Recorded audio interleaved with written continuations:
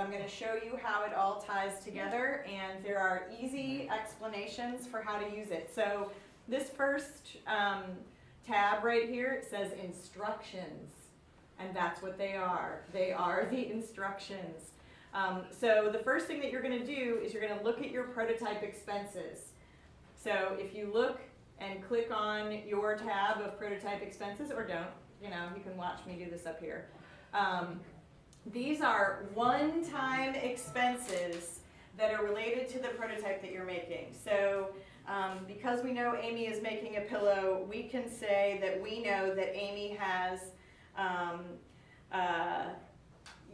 yarn and maybe yarn and a pillow, right? And 0.30 of $11 in. But the good news is that Amy doesn't have to lease anything. She didn't have to buy any equipment because it was already purchased, blah, blah, blah, blah.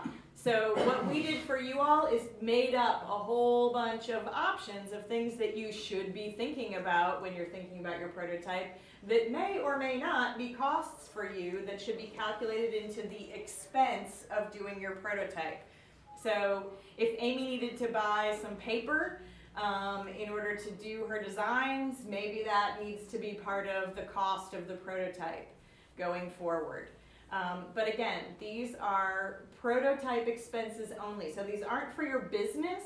This is just for your prototype. So when you fill in something, like let's put in $400 in marketing, and let's just say that's all we did. That's all we're doing for this entire thing because that's easy. Although I'll add something else. We'll add $500 of professional services. You can see, oops, I didn't hit, there we go. As soon as you hit return, it totals down there. Now let's go back to the instructions for a second. We've now filled out the prototype. The next thing you're gonna do is your startup expenses. So this is your prototype plus anything that it's costing you to set up your business itself. So these are more like your studio costs. So it would be the wheel that you just purchased. It would be for you, have you had to purchase markers or inks, things like that to make those cards, something like that. Supplies for brooms, and Tim, I don't even know how to calculate the amount of equipment that you have that has gone into the startup of yours. But from this moment, when you're getting ready to start up, these are those expenses. So let's start to put something in. Notice that the prototype budget came over. So it's already added in what you're doing here. So let's say you've got a lease for $300. You decided that you're really heavy on marketing, so you're doing more over here. And think about what all these expenses are, though. Membership dues, office supplies, professional development, many of the same things, but these will be filled out in a deeper way. So let's scroll down to the bottom of this one. Now you can see that you're starting to add up the total of your prototype itself, but you've isolated just the prototype as well so that you know how much you're spending on your new designs, but you also are starting to add up your startup expenses. Now let's go back to instructions. That tells you to work on your budget, and this pulls in your prototype and your startup expenses. And for you, when you go into that budget section, you also then start to add in your revenues. So you're starting to add in your prototype. What do you think you're gonna sell your prototype for? It's 15, oops, sorry. Wrong page. Oh, I need to unprotect that. Apparently that one I need to fix for you guys, so. Yeah, huh, I protected it. They won't let you put, I was just putting in stuff just. Oh, I'm sorry, I'm not following the directions. You're only typing into the things that have dots in them. So you can't put anything in there right now, but you can on product sales. Not about your prototype, that'll feed itself in later. But let's say you're gonna sell $400 of what are we building? Is this your $400? You're gonna sell a blanket, a throw. So you've added that in as revenue. You have no nonprofit grants, but now you see that you have your prototype expenses of $1,700, and if you scroll down, you'll see that that $400 came out. So you're clearer. These are all tied together so that you can see your revenue coming in as a budget impacting against your expenses. And that's a budget side of things. So that's not your actuals, that's your guess at what you think you're gonna make and what you think you have spent, you've already built in and will translate over. The next thing that you're gonna do is you're gonna project a year of products per month. So this is where we started to talk a little bit earlier. So if you go to your sales forecast, look at this one. All right, you've got your prototype, and hopefully what you're imagining, is that your prototype is actually going to be sold. So, because that's part of what you're testing, is whether it sells and whether the price is right. So let's put in that the price of our prototype is, we're going to do the number forecasted to be sold per month. We're going to say we're going to sell 12. In January, we're going to sell, sorry, that's the price. Did I miss a little line there? Doesn't it put say? the price and then on the website or channel 1, channel 2. Project. Oh, yeah, But okay. I mean, Sorry. The price is $12 on the 75. website. Oh, sorry. The price is $12 on the website. You're going to sell 3 of them. In Mona's store, so at a wholesale price to Mona, you're going to sell 5 of them in this month. You're not selling any in February, March, but in April, you're going to sell 6 on the web and 2 in channel 2. So channel 2, channel 3 is places that you actually market. That's what that is. If you're wholesaling in channel 2, how do you diversify that cost? Because you're not selling to channel 2 for $12. You're channel 2. You're right. I should have made it an actual different product. Yeah. So we'll say that's the retail cost all the way across, or your whatever Okay. retail is 12. So ignore the channel. It's just channel 2. Okay. But Or you could divide that one for wholesale and make it a percent of the top number. So you're actually going to sell 2.5 for channel 2, because that would make it half price. we could do that. That's a good way to cheat it and make it work for you. Absolutely. If that's your price point, if you are happy. Absolutely. With retail. And you could change your price here. Or you could just have a column for wholesale. yeah, you can do that. Yeah. Either way. Wholesale. Either, versus- well, except that these are months going across. So Can we not add another? you can add another one. We can do Wanna a make whole it different twice as one. long? But you see what it's doing? The most important thing for you is not to worry about whether it's the right price. It's to see that this allows you to pick a price, figure out where you're gonna sell it and how many of them, and how many in each month. Now, let's go back to, let me see, our bottom section